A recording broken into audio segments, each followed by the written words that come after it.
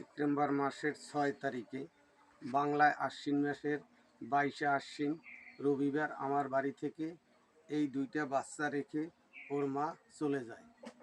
আমি ১০ তারিখে থানায় অভিযোগ জানাই। থানায় অভিযোগ জানানোর পরে এই মেয়ে বলে যে আমার মা এই ফেসবুকে এই মেসেঞ্জারে একটা কথা বলতে। তারপরে ওই মেসেঞ্জারে ওই অফিসার কল দিছে। কল দেওয়ার পরে সজীব নামের এক ছেলের সাথে সে প্রক্রিয়ায় লিপ্ত হওয়ার পরে সে ওই মেসেঞ্জারে ফোন দিয়া সজীবকে বলে যে তুমি এই মেসেঞ্জারে অনেক হাজার বার কল করছো, এই নাম্বার তুমি চেনো? বলছে না, আমি চিনি না। তারপরে তাকে যে হুমকি দিয়েছে, হুমকি দেওয়ার পরে ওর মা আবার তার মায়ের কাছে ফোন দিয়ে বলছে যে আমি ওই সংসার করব না, আমি এই সজীব নামের এই ছেলেকে ভালোবাসছে, আমি তাকে বিয়ে করব। তারপরে সে চলে যায়। আমরা এই বাচ্চা দুইটা নিয়ে আমি খুব অসহায় আছি।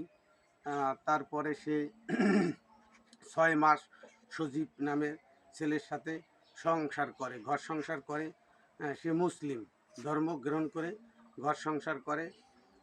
৬ মাস পর ফেব্রুয়ারি মাসের ২৬ তারিখে আমার বাড়িতে আবার আসে এই সন্তান নেওয়ার জন্য, মুসলিম করবার জন্য। তারপরে আসা এই সন্তান নেওয়ার জন্য খুব দাপাদাপি করে। আমার সংসারে এসে ৪ রাত কাটাইছে। আমার সংসারে শাঁখা সিঁদুর দিয়ে সেই সংসারে আবার হিন্দু ধর্ম গ্রহণ করে আমার এই সন্তান নিয়ে ৪ রাত ৪ দিন এনে সংসার করে। তার বাপ ভাই নিয়ে আসে, আবার বাপ ভাইয়ের বুদ্ধি মতে মায়ের বুদ্ধিতে সে আবার চলে যায় আমার এই সংসার থুইয়া।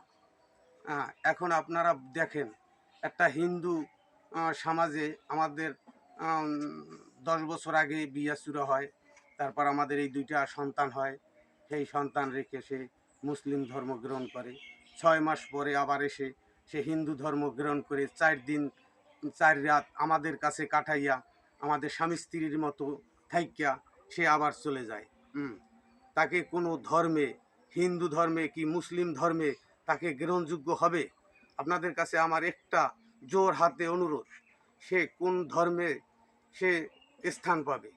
আমি আইনের কাছে একটা অনুরোধ করি, সে যেন আইনজীবীরা তাকে আইনের আশ্রয় এনে তাকে যেন কঠিনভাবে তাকে শাস্তি বা তাকে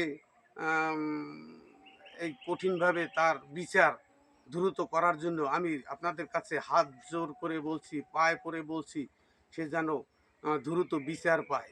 সে হিন্দু ধর্ম কখনো মুসলমান ধর্ম ঘন্টায় ঘন্টায় সে ধর্ম পাল্টাবে, এইটা কি আমাদের এই হিন্দু সমাজে বা মুসলিম ধর্মে এইটা কোনো নিয়ম আছে?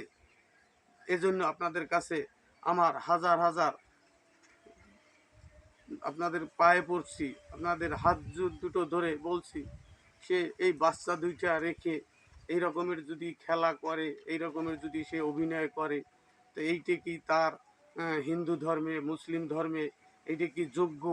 এইটা কি সে করতে পারে? আপনাদের কাছে আমার এই জোর হাতে অনুরোধ, যাতে দ্রুতভাবে তার আইনের আশ্রয় নিয়ে তাকে আইন যেন তাকে যে বিচার হয় বিচার অনুযায়ী যেন কাজ করে।